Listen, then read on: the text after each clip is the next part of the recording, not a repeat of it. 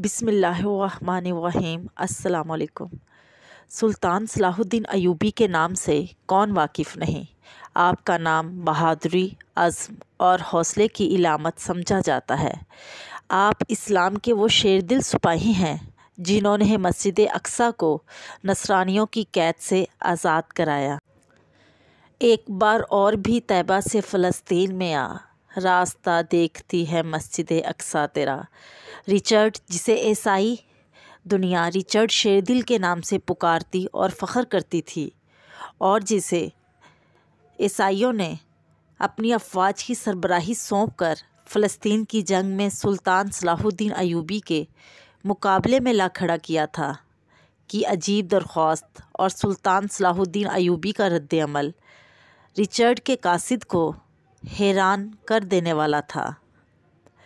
Richard کا قاصد انتہائی تذبذب کی حالت میں کھڑا تھا۔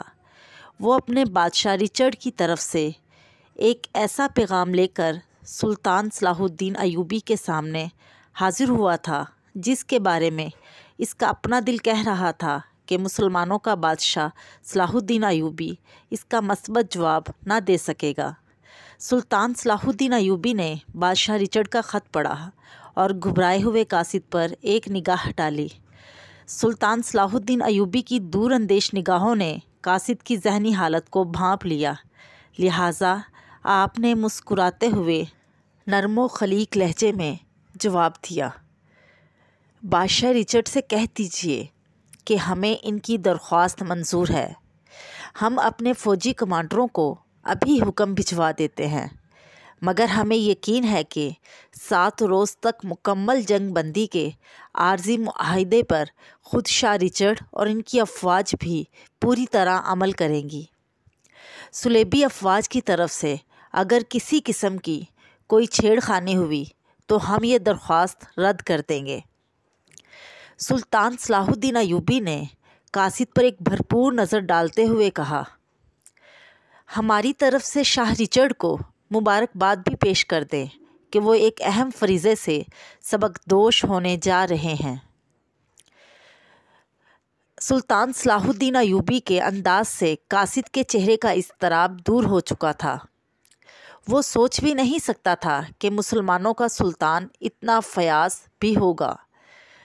دل ہی دل میں وہ یہ بھی سمجھتا تھا کہ اگر یہی درخواست سلطان صلاح الدین ایوبی کی طرف سے بادشاہ رچرڈ کی خدمت میں پیش کی جاتی تو بادشاہ اسے حقارت سے ٹھکرا دیتا، بلکہ وہ اسے سارے دربار میں سنا کر قاصد کا مذاق بھی اڑاتا۔ سلطان صلاح الدین ایوبی نے رچرڈ کی درخواست قبول کر کے فیاضی کا ایسا ثبوت دیا تھا جس کا تصور بھی عیسائی قاصد کے لیے محال تھا۔ قصہ کچھ یوں تھا کہ جن دنوں میں صلیبی جنگ زوروں پر تھی، ان دنوں میں شاہ رچرڈ اپنی بیٹی ماریا کی شادی کرنا چاہتا تھا۔ شادی کے جشن کے لیے اس نے عین اس زمانے میں 7 روز کے لیے جنگ بندی کی درخواست کی ہی شاہ رچرڈ کے علاقے میں شادی کی تیاریاں زور و شور سے ہونے لگیں۔ تھکے ماندے سپاہیوں کو بھی سستانے کا موقع مل گیا۔ عیسائی کیمپ میں فوجی شب و روز شراب پیتے اور رقص و سرور کی محفلیں برپا کرتے۔ دوسری طرف سلطان صلاح الدین ایوبی کے کیمپ میں سپاہی آرام کرتے، اپنے خدا کی عبادت کرتے اور اللہ سے اپنے لیے فتح مانگتے۔ شادی کے جشن کی تیاریوں میں مصروف شاہ رچرڈ کو اچانک ایک نئی بات سوجھی، اور اس پر عمل کرنے کے لیے اس نے قاصد کو ایک بار پھر سلطان صلاح الدین ایوبی کے دربار میں بھیج دیا۔ اس بار قاصد کو یقین تھا کہ سلطان صلاح الدین ایوبی شاہ رچرڈ کا دعوت نامہ ٹھکرا دیں گے اور ہرگز ان کی دعوت کو قبول نہ کریں گے۔ ذہین اور عاقل قاصد بڑے غور سے سلطان صلاح الدین ایوبی کے چہرے کے تاثرات کو سمجھنے کی کوشش کر رہا تھا جب صلاح الدین ایوبی شاہ رچرڈ کا دعوت نامہ پڑھ رہے تھے، لیکن سلطان صلاح الدین ایوبی نے دعوت نامہ پڑھتے وقت کسی تاثر یا رد عمل کا اپنے چہرے سے اظہار نہ کیا۔ دعوت نامہ پڑھ کر سلطان نے ایک نگاہ اپنے درباریوں پہ ڈالی اور پھر قاصد کی طرف دیکھ کر کہا، میں شاہ رچرڈ کا شکر گزار ہوں کہ انہوں نے مجھے اپنی خوشی کے موقع پر یاد رکھا۔ شاہ رچرڈ کو میرا یہ پیغام پہنچا دیجیے گا کہ میں شادی کی تقریب میں ضرور شامل ہوں گا۔ قاصد یہ جواب لے کر سلطان صلاح الدین ایوبی کے خیمے سے باہر نکلا تو اس کے چہرے پر مسکراہٹ تھی۔ اس کا دل کہہ رہا تھا کہ سلطان صلاح الدین ایوبی نے اگرچہ شادی کے جشن میں شرکت کے لیے حامی بھر لی ہے، لیکن وہ کبھی بھی اپنا وعدہ پورا نہیں کریں گے۔ بھلا کون ایسا شخص ہو سکتا ہے جو دشمنوں کی کچھار میں جانے کی ہمت رکھتا ہو؟ قاصد سمجھتا تھا کہ سلطان صلاح الدین ایوبی ضرور بعد میں کسی بھی مصروفیت کا بہانہ بنا کر شادی میں شرکت سے منع کر دیں گے۔ کرتے کرتے شاہ رچرڈ کی بیٹی شہزادی ماریہ کی شادی کا دن بھی آ پہنچا۔ شادی عیسائی طریقے سے انتہائی جوش و خروش اور اہتمام کے ساتھ منائی گئی۔ رات کو شادی کی خوشی میں جشن کی تقریب منعقد ہونی تھی اور اسی تقریب میں سلطان صلاح الدین ایوبی کو بھی شرکت کے لیے دعوت بھیجی گئی تھی۔ شام ہونے سے پہلے ہی صلیبی کیمپ کا گوشہ گوشہ قندیلوں اور روشنیوں سے جگمگایا گیا۔ سپاہی شراب پی رہے تھے، ناچ گانا ہو رہا تھا۔ شاہ رچرڈ کے خیمے میں اس کے درباری، جرنیل اور عزیز و اقارب جمع تھے۔ شہزادی ماریہ بھی دلہن بنی اپنی دوستوں کے ساتھ وہیں بیٹھی تھیں۔ شاہ رچرڈ اپنی شجاعت کے قصیدے خود ہی پڑھ رہا تھا۔ پڑھتے پڑھتے وہ ہانکنے لگا۔ وہ بار بار سامعین کو کہہ رہا تھا کہ سلطان صلاح الدین ایوبی آج ہرگز نہ آئے گا۔ شاہ رچرڈ بار بار دعویٰ کر رہا تھا کہ سلطان صلاح الدین ایوبی میں ان کے کیمپ کا رخ کرنے کی جرأت کہاں، جبکہ دوسری طرف سلطان صلاح الدین ایوبی نے اپنے کیمپ میں بڑے اطمینان اور خشوع و خضوع سے عشاء کی نماز ادا کی۔ نماز سے فارغ ہو کر وہ خیمے سے باہر نکلے، جہاں ایک خادم ان کا خاص گھوڑا لیے ہوئے موجود تھا۔ سلطان صلاح الدین ایوبی گھوڑے پر سوار ہو گئے اور گھوڑا چلنے لگا۔ سلطان صلاح الدین ایوبی کے پیچھے 2 گھڑ سوار بھی چلے آ رہے تھے، جنہوں نے شادی کے تحائف اٹھائے ہوئے تھے۔ اب رات بہت ہو گئی ہے شاہ معظم، ایک درباری نے شاہ رچرڈ کو مخاطب کر کے کہا۔ مسلمانوں کا سلطان اب نہیں آئے گا، ہمیں کھانے۔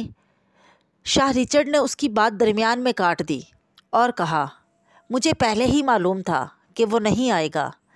میں نے اسے مرعوب کرنے کے لیے جو انتظام کیے تھے، افسوس وہ بیکار گئے۔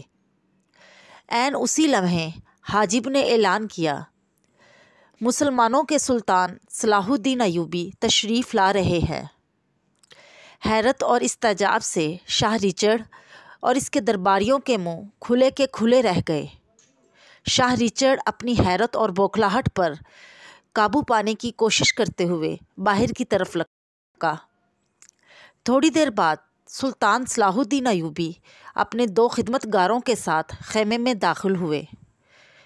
خادموں نے تحائف اٹھا رکھے تھے۔ یہ تحائف شاہ رچرڈ کی بیٹی شہزادی ماریہ کے لیے تھے۔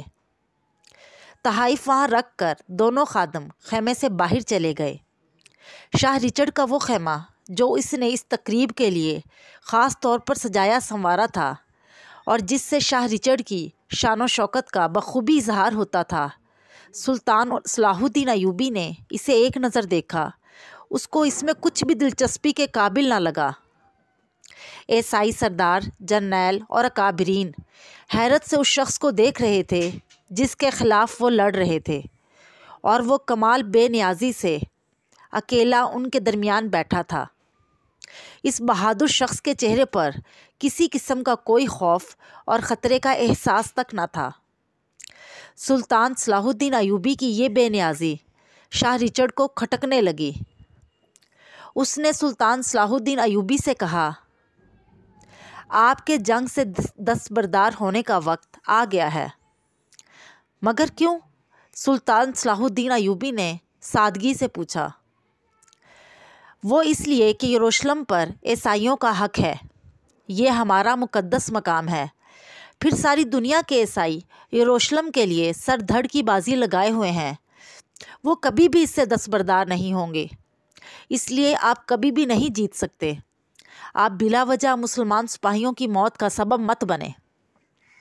سلطان صلاح الدین ایوبی کا چہرہ بے تاثر تھا، ایسا لگتا تھا کہ وہ کسی بات کا کوئی بھی اثر نہیں لے رہے۔ انہوں نے بڑے وقار سے شاہ رچرڈ کو جواب دیا، شاہ رچرڈ، یہ بحث بے وقت اور بیکار ہے، یہ خوشی کا موقع ہے۔ فلسطین کا فیصلہ میدان جنگ میں ہوگا، اس کے سوا اس مسئلے کا اور کوئی حل نہیں۔ چند روز میں فیصلہ ہو جائے گا کہ یروشلم پر کس کا حق ہے، کون جیتتا ہے، کون ہارتا ہے۔ سلطان صلاح الدین ایوبی کے اس جواب نے شاہ رچرڈ کو موضوع بدلنے پر مجبور کر دیا۔ شاہ رچرڈ دیکھ رہا تھا کہ اس کے درباری اور اس کے جرنیل سلطان صلاح الدین ایوبی کی سنجیدگی اور بے خوفی سے متاثر ہو رہے ہیں۔ اب شاہ رچرڈ نے اپنا خفیہ ہتھیار استعمال کرنے کا فیصلہ کیا۔ اس نے بعض ماہر سپاہیوں کو خاص جنگی کرتب دکھانے کے لیے تیار کیا تھا۔ شاہ رچرڈ کے اشارے پر وہ سپاہی سامنے آ گئے۔ واقعی ان کے کرتب متاثر کرنے والے تھے۔ انہوں نے اپنی بہادری اور شجاعت کے ایسے ایسے نمونے پیش کیے کہ تمام درباری اشش کر اٹھے۔ سلطان صلاح الدین ایوبی تلواروں کا ماہرانہ کھیل یوں غور سے دیکھ رہے تھے جیسے اسے ان مظاہروں میں دلچسپی تو ہے مگر وہ ان سے زیادہ متاثر نہیں ہے۔ مظاہرے ختم ہوئے تو شاہ رچرڈ نے بڑی فکر سے کہا، دیکھا سلطان، میرے پاس کیسے کیسے ماہر اور بہادر سپاہی ہیں، کیا آپ کے سپاہی ان کا مقابلہ کر سکیں گے؟ اس لیے میں آپ سے کہتا ہوں کہ آپ جنگ ختم کر کے واپس چلے جائیں۔ سلطان نہایت متانت کے ساتھ اپنی نشست سے اٹھے۔ انہوں نے اپنی ہلالی تلوار نیام سے نکالی تو اس کی آب و تاب سے دیکھنے والوں کی آنکھیں خیرہ ہونے لگیں۔ سلطان کے چہرے پہ بلا کا وقار تھا۔ انہوں نے آہستہ سے کہا، میں آپ کو صرف ایک چیز دکھاتا ہوں، پھر آپ جواب دیجیے گا کہ کیا آپ کا ایک بھی سپاہی تلوار کے ایسے ماہرانہ استعمال کی صلاحیت رکھتا ہے؟ یہ کہہ کر سلطان صلاح الدین ایوبی بڑے وقار سے چلتے ہوئے دلہن شہزادی ماریہ کے پاس پہنچے اور بڑے نرم لہجے میں کہا، شہزادی، کیا میں آپ کا یہ انتہائی قیمتی ریشمی رومال لے سکتا ہوں؟ سب کی نگاہیں سلطان صلاح الدین ایوبی اور اس کی تلوار پر جمی تھیں۔ شہزادی ماریہ بھی بوکھلا گئی۔ ہاں سلطان معظم، آپ لے سکتے ہیں۔ اس نے کانپتے ہاتھوں سے اپنا قیمتی سفید رنگ کا بہت ملائم ریشمی رومال اتار کر سلطان کے سامنے پیش کر دیا۔